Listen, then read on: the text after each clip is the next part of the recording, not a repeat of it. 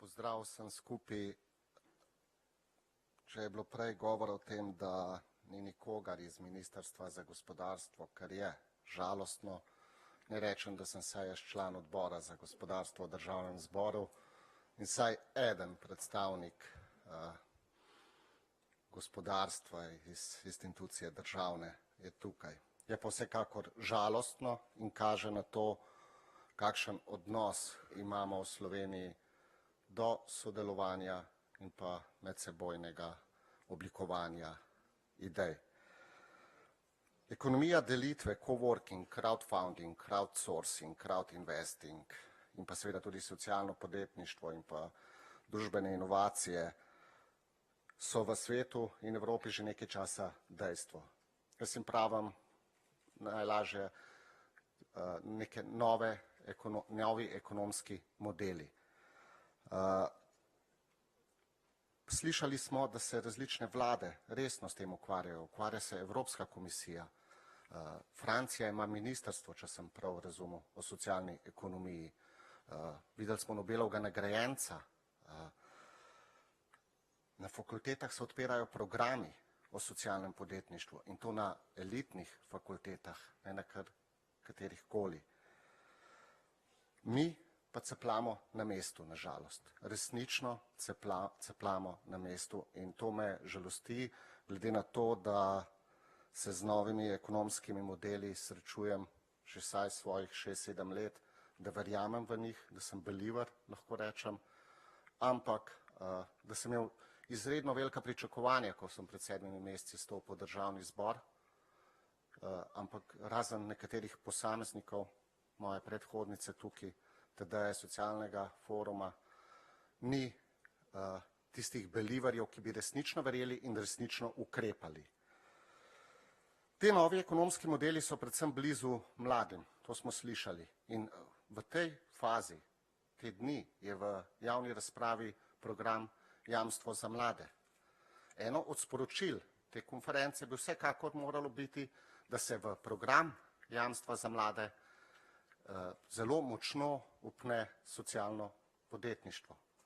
Zelo močno upnejo vsi novi ekonomski modeli. In zakaj ne bi poskusili to javno razpravo odpeljati na način coworkinga? Zakaj pač ne? Naj mladi oblikujejo svojo shemo jamstva za mlade.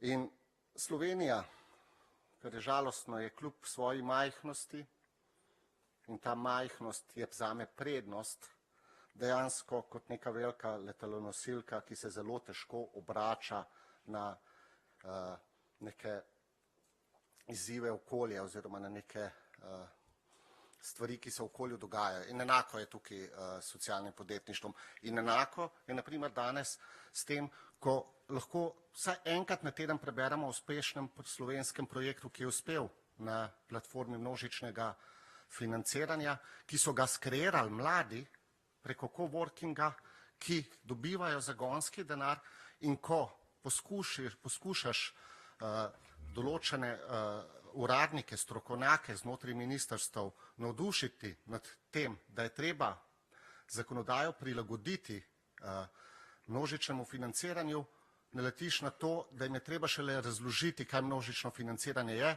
in seveda reče, da to v Sloveniji ne more živeti. To tako ne gre. Zdaj, bilo je o tem že govora. Socialno podjetništvo, novi ekonomski modeli temeljijo na zaupanju. Zaupanje pripelje do sodelovanja, sodelovanja pa do sprejemanja odgovornosti in spoštovanja skupnih pravil. To je tista osnova. Slovenija ne zna sodelovati in kljub temu, da smo v krizi, se še tega ne zavedamo, kako pomembno je sodelovanje med vsemi družbenimi skupinami. Ne znajo sodelovati med seboj ministrstva, nažalost ne. Nikoli niso znala in ne znajo. Ne znajo sodelovati uradniki, ne znajo sodelovati občine. Vsaka občina bi imela svoj športni center velik, ne glede na število prebivalcev. In če rečeš, da to ni dobro, zakaj ne združimo nekega štadiona skupaj z večjimi občinami, nisi lokal patriot. Kaj ti delaš v naši občini? Mi hočemo imeti svoj štadion.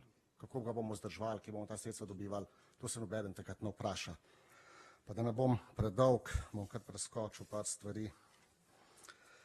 Zdaj, ko je bil zakon sprejet po velikih mukah,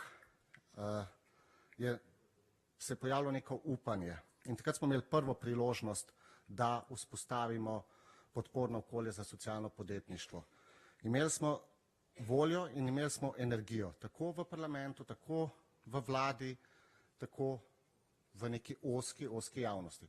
Ampak nažalost nam ni uspelo, nažalost.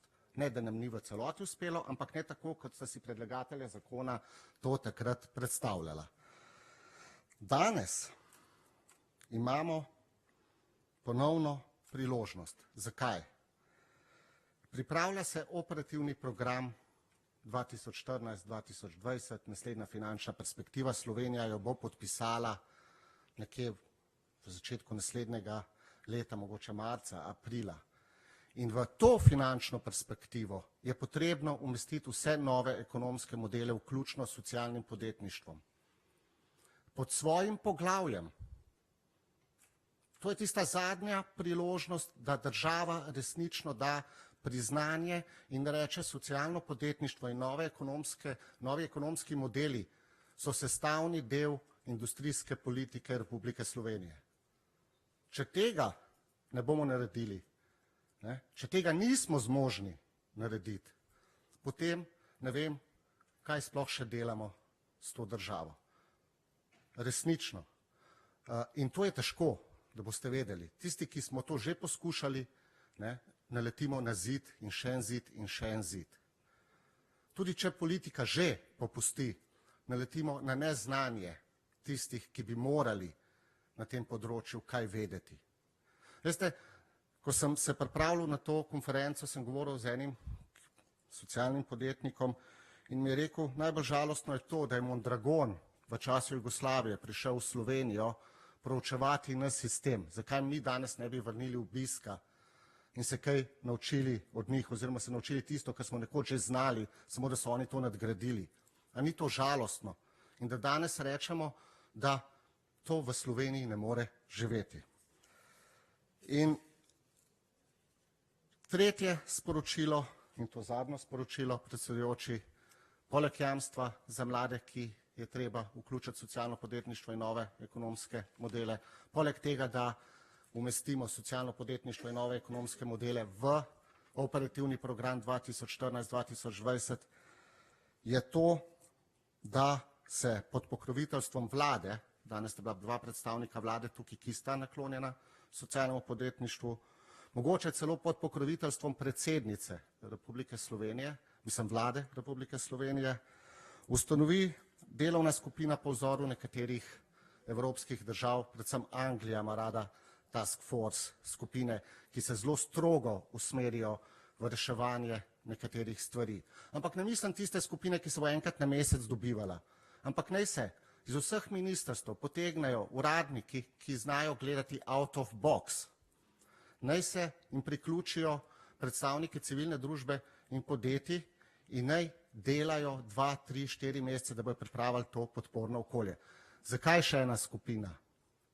Zato, ker nažalost ne verjamem, da bojo zmogla ministrstva, različna ministrstva, med seboj se tako močno uskladiti, da se bo pripravilo učinkovito podporno okolje za nove ekonomske modele. In druge rešitve ni, kot da se ustanovi taka skupina, ki se zaradi mene, sam verjamem v to, lahko celo preoblikuje v nek vladni urad za socialno ekonomijo.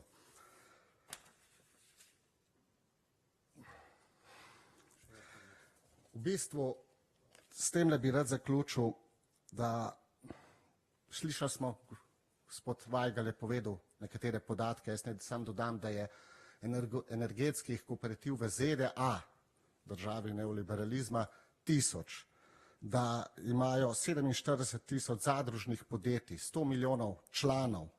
Slišali smo, da v Franciji vsako leto toliko in toliko podjetij, zadružnih podjetij ustanovijo na pogorišču podjetij. Mi imamo še eno priložnost, ampak sam verjeti moramo. prestrukturiranje podjetij, podjetja v težavah, državna podjetja. Zakaj ne bi naredili model, da bi se ta podjetja lahko preoblikovala tudi v zadružna podjetja? Ampak tako, kot je bilo rečeno, gospod Semolič je rekel, ne moreš zahtevati od delavca, delavke, da naj zastavi svoje stanovanje zato, da bo lahko ustanovil zadružno kooperativo. Armal, jaz sem bil na tem sestanku, kjer je bilo na ta način to povedano in takrat, se opravičujem, je počel film in takrat sem bil na tem, ali ne se zjokam, ali ne se derem na tiste, ki so to predlagali. Veste, ljudje bojo zastavili del svojega premoženja brez težav, ampak potrebujejo imeti ob sebi tudi ljudi, ki jim bojo pomagali skozi vse faze zorenja delovske kooperative ali pa socialnega podjetja, skozi vse faze zorenja, da jim bojo pomagali. In imamo delovsko hranilnico, imamo jo. Mogoče bo potrebno, da si tudi delovska hranilnica upa več in da včasih riskira in stavi na zgodbe, kot so Armal, brez tega, da zahtevajo države garancijo. Hvala lepa.